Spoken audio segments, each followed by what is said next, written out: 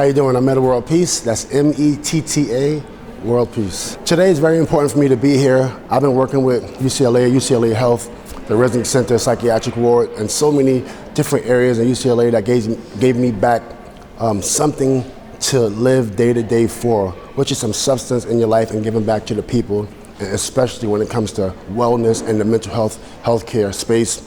It's very, very important to us, and that's why we're here today and supporting the Gen Z Summit, which was put on by the students. Events like this is very important because you got students putting on the summit. They went out to get the sponsors.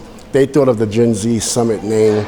They partnered with UCLA, and it's also important to teach the youth and let them know you support them, you support their future, family therapy, family wellness. The stronger the family, the stronger a child is going to be raised, more equipped, more focused, more successful. And we want to make sure that it's okay if they come through a roadblock, hit a bump. You can go seek therapy, get wellness, take care of your family, take care of yourself. And this is why we continue to support programs like the Gen Z Summit. I think the fact that I play basketball, that I raffled off my championship ring in 2010 with the Lakers, they pretty much pumped life back into my career. And then I won the championship with Kobe and the Lakers, raffled off the championship ring, and now that sets a precedent, it sets the tone on what we're doing moving forward. Since 2010, most of the corporations and all these professional sports teams, everyone is getting involved in mental health, not only for the workers and the athletes, but also the workplace.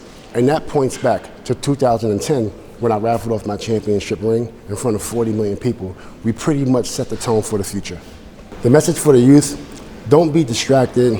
You will have issues and problems from time to time because we all grow up different, but make sure you stay focused, stay powerful, stay strong, and you can do that with being vulnerable, seeking help, seeking wellness for yourself and for the future, and we support you. Great event.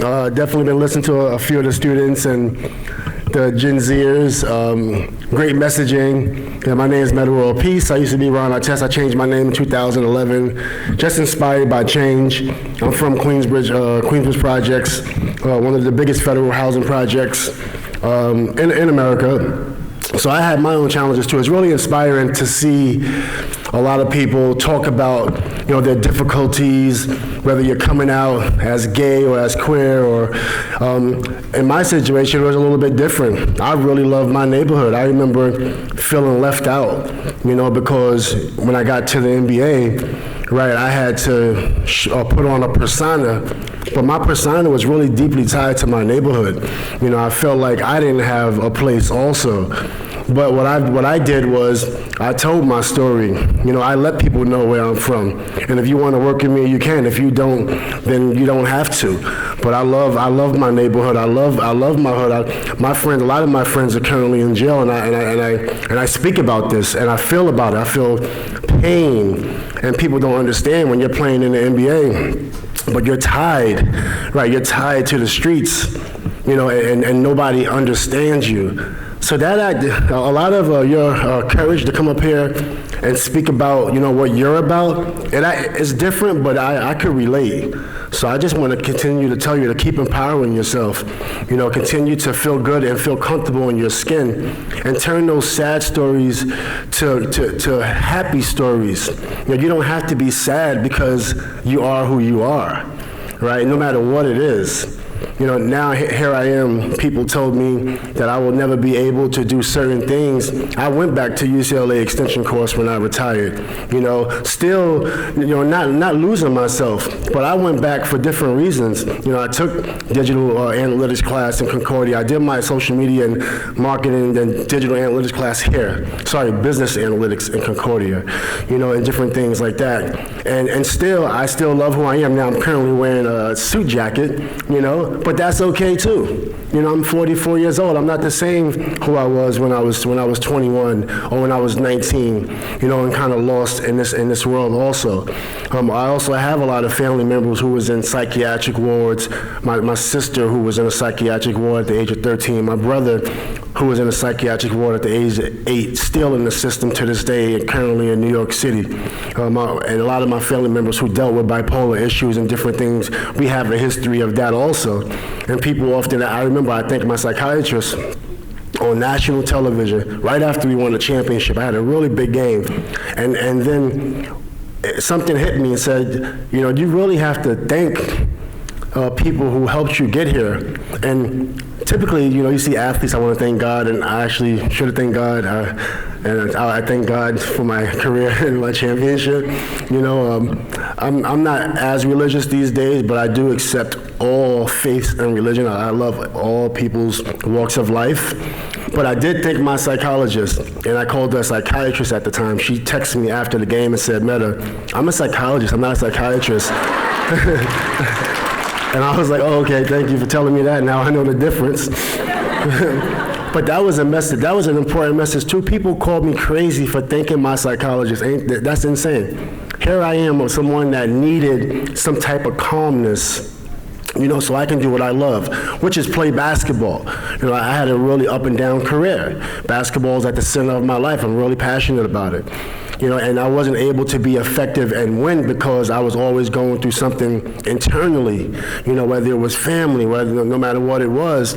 So I needed to seek that therapy for anger management, parenting class. I had my first child at 16 years old. So I was coming into the NBA with 2 children. Then another one, I made another one at the age of 21. So I was going through my own issues and I needed some help. So people will call you crazy, for reaching out for help. So that's why I want to tell you, I really related to a lot of the panelists up here. Feel comfortable helping yourself. It's going to make you stronger in the long term. Here I am sitting today from when I first got to the NBA, when I first went to when I first went to college, my brother went to jail for 10 years for drug trafficking. So I really needed him in my life at that time. So I was going through a lot. I go from that to managing 50 people in my firm right now, managing 50 people. And people, they never thought I could have done it. They never thought that I could actually have the ability, to be a CEO or to run a firm or to launch it from scratch. But I put in the work, and I feel comfortable. And I want you to know, don't let nobody, tell you who you are. Don't be distracted. Right? Don't, feel empowered. And I know you're trying to find community, no matter what community it is, whether you're straight, whether you're gay, it doesn't really matter. Everybody's going through something, right? But don't feel distracted by saying, I'm sad, or, I'm not as happy because people don't accept me. Accept yourself, right? Accept yourself. And then be empowered and change the world, change the future. You are the future, and this is why I'm here today. I do a lot of stuff here at UCLA. UCLA accepted me, which is I went to St. John's. I have my St. John's hat on. Right, I have my St. John's hat on today. We had a game today, but UCLA has accepted me, and they saw my ups and downs enough to put me on the board of the psychiatric ward. Thank you. Thank you. That's like the highlight of my career. Tell people that I'm on the board of the psychiatric ward. That's the first thing I mention every time I'm somewhere. I'm on the board of UCLA psychiatric ward. And everything I've been through, from the amount of family members that I have currently, whether on medication or in psychiatric wards. And you can't do anything about it but go out and play a game, go smile for the camera, but you can help other people, but you can't even help your own family. People don't know what that feels like, to see that your sister and brothers are in the psychiatric ward, can't get out, can't get off medication, right? And this is why I do what I do. This is why when I was crying out for help, not necessarily crying, I very rarely cry, but when I was out there reaching out for help and letting people know, people like me, we have an issue. We are going through a lot, but nobody really understands. They want to see the person in the suit. They want to see the button up. We're not buttoned up. We need help, and I really, like, once again, UCLA, which is one of the reasons why I came here, where they told me that the students was putting on a summit. and it was done, and everything was going to be done by the students, I was like, yes, you know, I'm 100% in. Thank you. You know, 100% in to just support, you know, and just to let y'all know, you know, you can continue to make a change. And it was one, you know, I can go on and on and on. I'm a pretty well-spoken person. I love to speak. I love to take up time on the stage. But it was a couple of things that hit home. Can you pass me my paper, please? I meant to bring it up here with me. She's not my assistant, by the way. She's just a nice lady.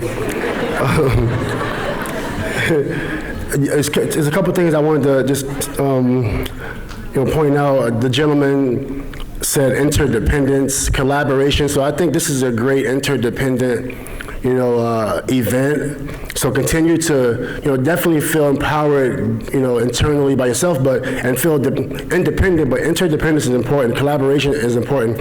And I see a lot of people talking about the social media and how are we going to change it. There was another gentleman that was up here in a blue jacket. Did he leave? The third panel from now? Oh yeah, come up here, please.